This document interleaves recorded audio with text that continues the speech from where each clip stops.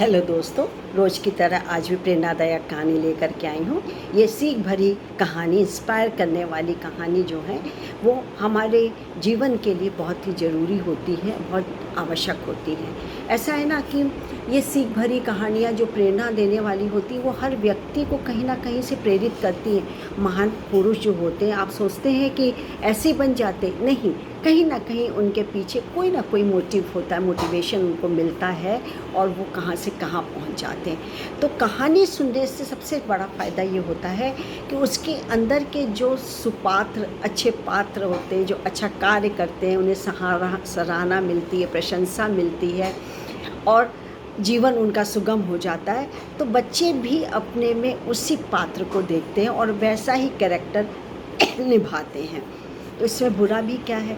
तो प्रेरणादायक कहानी का यही मकसद है और मेरा समाज को संदेश देना है, विशेषकर किशोर वर्ग और युवा वर्ग जो आज थोड़ा सा संस्कार विहीन हो रहा है, भटक रहा है अपने पथ से, उसके लिए ये कहानी सीख भरी या प्रेरणादायक कहानी जो की है वो बहुत ज़रूरी होती है। शुरू करते हैं। आज का शीर्षक भी मैंने निकाला हुआ है, कपड़ों का आदर। एक बार की बात है, कपड़ों का आदर शीर्षक का कहानी का नाम है। एक गांव में एक पंडित रहते थे। वेदों का, पुराण का खूब ज्ञान था, ईमानदार थे, समझदार थे, लेकिन गरीब बहुत थे, अत्यधिक गरीब थे। कभी खाना मिलता था, कभी नहीं मिलता था। भिक्षा में जो कुछ भी मिल जाता था उसी से वो घर का, परिवार का काम चलाते थे। अब एक दिन क्या हुआ कि ऐसी जो झोपड़ी थी वो टूटी फूटी थी बिल्कुल। बारिश हो रही थी, बारिश में टप टप टप बहने लगी और सारे कपड़े भी उनके मैले कुचैले हो गए, गंदे भीग गए। और वो उसी गीले और गंदे संदे कपड़े और जगह जगह से फटे हुए कपड़े भी थे, पहन करके भिक्षा लेने के लिए निकल गए। पास के थोड़ी दूर गए होंगे तो एक व्यक्ति का दरवाज़ा खटखटाया उन्होंने घर का और भिक्षा के लिए आग्रह किया। वो व्यक्ति देख के एकदम पागल, क्रुद्ध हो गया।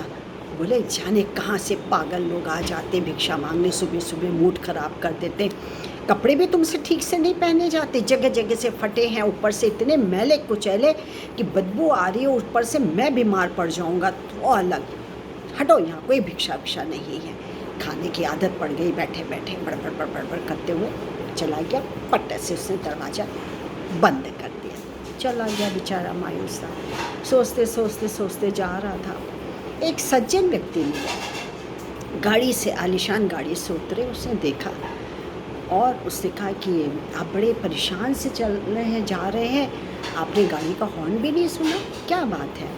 बोला, मैं बहुत भूखा हूँ और सी बात है। उसका कोई बात नहीं है, आप खाना खाइए, जितने भरपेट भोजन करिए और चलिए पास के शोरूम से मैं आपको कपड़े भी दिलवाता हूँ, क्योंकि इस भीगे हुए कपड़े में आपको ठंड भी लग रही होगी, आप अनकम्फर्टेबल फील कर रहे होंगे।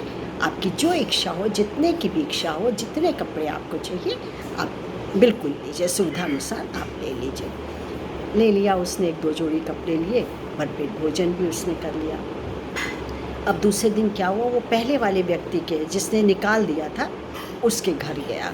साफ़ सुथरे कपड़े पहन के और कहीं से उसको चश्मा भी मिल गया था और ये लगा के और खूब नहा धो करके, तेल वेल लगा के, राजा बेटा बन करके दरवाज़ा खटखटाया। और जो पहला जिसने दुत्कारा था चौंक गया, बोला, अरे आप तो बहुत बढ़िया कपड़े पहने हो, कल क्या हो गया था?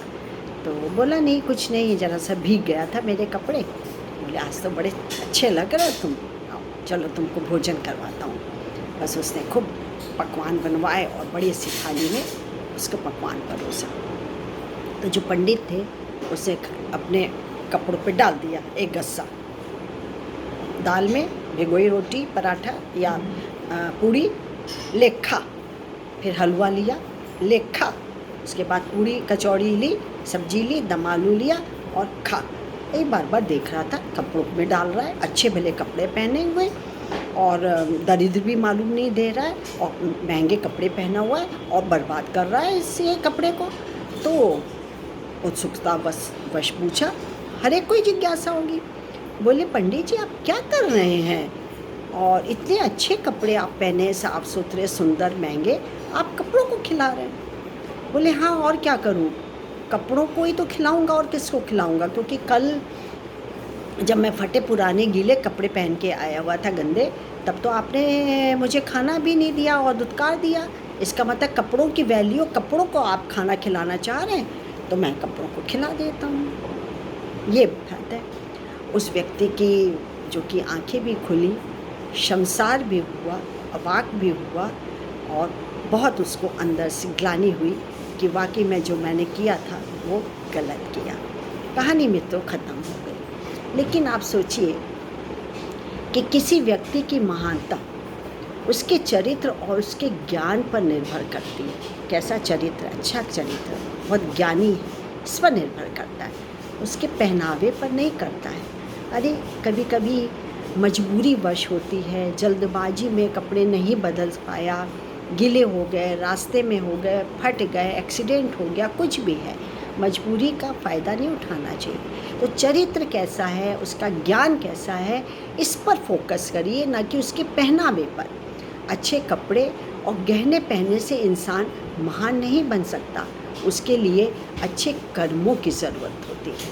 यही तो कहानी का सार है, यही तो हमें प्रेरणा दे जाती है कि अच्छे कर्म जो करते हैं उसका साथ दीजिए, उस पात्र को अपना पूरा पूरा सहयोग दीजिए। आपका यदि क्षमता है कुछ देने की, करने की, तो आपकी सहायता ज़रूर करिए। तो इसके आगे मैं कहना चाहूँगी कि तुलना के खेल में मत उलझो, तुलना के खेल में मत उलझो, क्योंकि इस खेल का कहीं कोई अंत नहीं। जहाँ तुलना की शुरुआत होती है वहीं से आनंद और अपनापन खत्म हो जाता है। तुलना की थी ना, आनंद सब कुछ खत्म हो गया था उसका।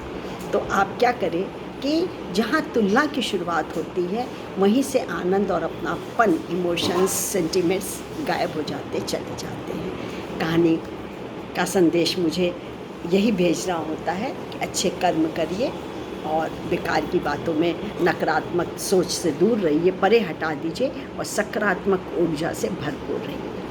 मेरा आपको नमस्कार। मैं doctor Manju Jain, retired associate professor, homeopathy saint degree college Kanpur. आज के लिए इतना ही, फिर एक नई प्रेरणादायक कहानी के साथ आऊँगी। Bye, thank you.